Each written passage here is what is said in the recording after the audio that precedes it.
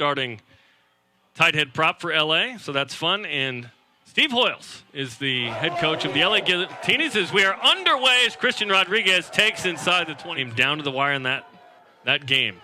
Line out successful and then quickly thrown back. Big maul and big push.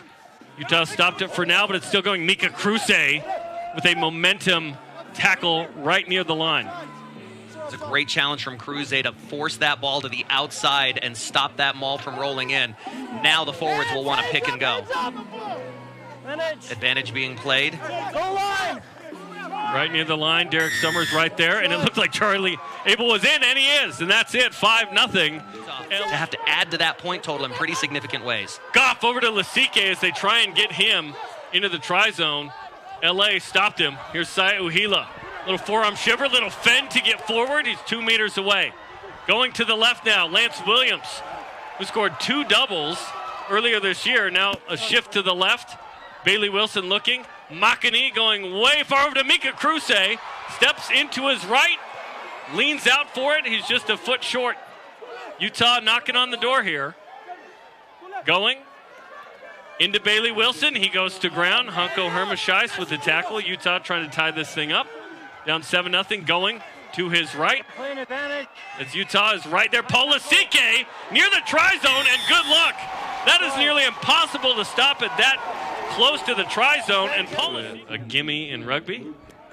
The two-step approach, up and in, banks it off the scoreboard, and it is 10-5 to the hydration break. We got a bad loss on there, right? You could argue Utah given the 4 and 10, but Utah dangerous. That's a big shove from this forward pack.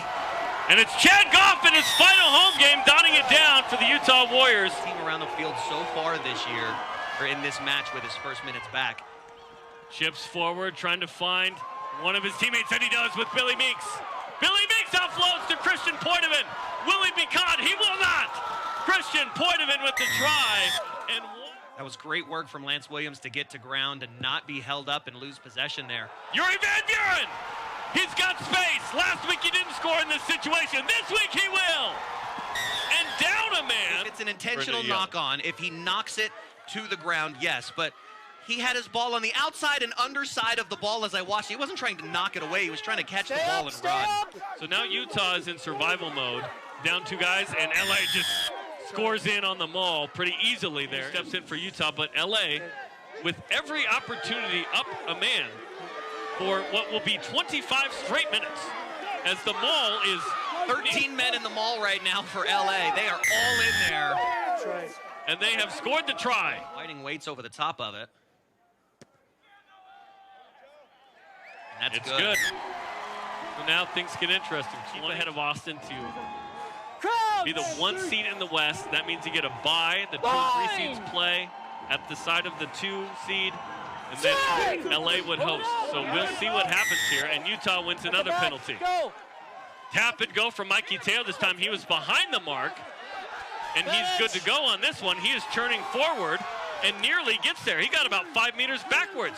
Chad Goff picks up and goes himself.